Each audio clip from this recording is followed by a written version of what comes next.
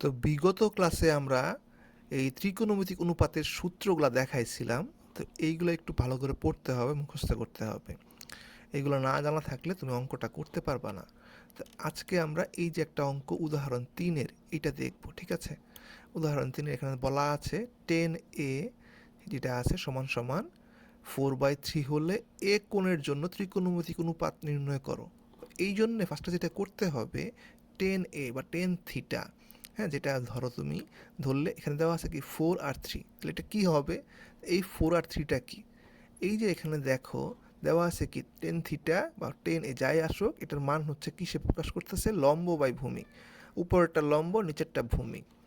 তাহলে এই উপরের এই যে এইটা আছে এটা হচ্ছে লম্ব, এইটা হচ্ছে ভূমি, ঠিক আছে, সূত্র অনুসারে। এখন আমাদের বইয়ে যেটা দেওয়া আছে লম্ব না ধরে বিপরীত বাহু, এই যে কোণের বিপরীত বাহু কোনটা? এই যে এটাই কিন্তু লম্ব, একটা বিপরীত বাহু এবং সন্নিহিত অতিভুজের, হ্যাঁ, কোণের সাথে অতিভুজের পাশে যেটা কোণ বাহুটা থাকে সেটা হচ্ছে কি ভূমি অথবা সন্নিহিত বাহু। অতিভুজের সাথে যে কোণটা থাকে, বাহুটা থাকে, সেটাই হচ্ছে তোমার সন্নিহিত বাহু। এই যে এইটা কোণের সাথে অতিভুজের বাদ দিয়া তুমি যেই বাহুটা পাবা সেটা হচ্ছে সন্নিহিত বাহু। এই যে এটা সন্নিহিত বাহু।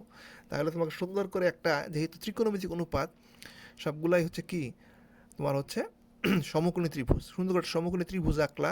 আইকা তুমি এই যে 4 আর 3 এই মানটা দেখাইলা, এই পাশে একটা এই পাশে একটা। এখন তোমার মান বের করতে হবে তাহলে কি, এই যে এটা এসি। কেন এসির মানটা বের করতে হবে? তুমি যদি ত্রিকোণমিতিক এ কোণের জন্য অন্যান্য ত্রিকোণমিতিক অনুপাত বের করতে চাও, যেমন এখানে দেওয়া আছে সাইন থিটা, কস থিটা, এগুলোর জন্য কিন্তু দেখো কি লাগতেছে? অতিভুজ লাগতেছে। 10 থিটার জন্য অতিভুজ না লাগলেও বা সাইন এ কজের জন্য অতিভুজ না লাগলেও, সরি, 10 এর জন্য অতিভুজ না লাগলেও কজ এ অথবা সাইনের জন্য আমাকে কি লাগবে? অতিভুজের মানটা বের করতে হবে। তো আমাকে ফার্স্টে এই এসির মানটা বের করতে হবে। কীভাবে বের করতে পারি? আমরা এই দেখো অতিভুজ সমান সমান আমরা কি জানি? পিথাগোরাসের উপপাদ্য ছিল না যে অতিভুজ স্কয়ার সমান সমান কি, এটা আছে লম্ব স্কয়ার প্লাস ভূমি স্কয়ার। এখান থেকে আমরা অতিভুজে মানটা পাওয়া যায়। অতিভুজ স্কয়ার সমান সমান ভূমি স্কয়ার প্লাস লম্ব স্কয়ার। তো এইখান থেকে সেই সূত্রটা প্রয়োগ করছে, প্রয়োগ করা এই যে আমরা এখানে পাইছি কি বিপরীত বাহু, এইটার যে মানটা ছিল এখানে বসাইলাম। আর এই যে 3, এই যে এটা যেটা আছে এটা ভূমির মানের জায়গায় বসাইলাম। বসানোর পরে আমরা এটাকে রুট ওভার করলে 25 মান আসে 5।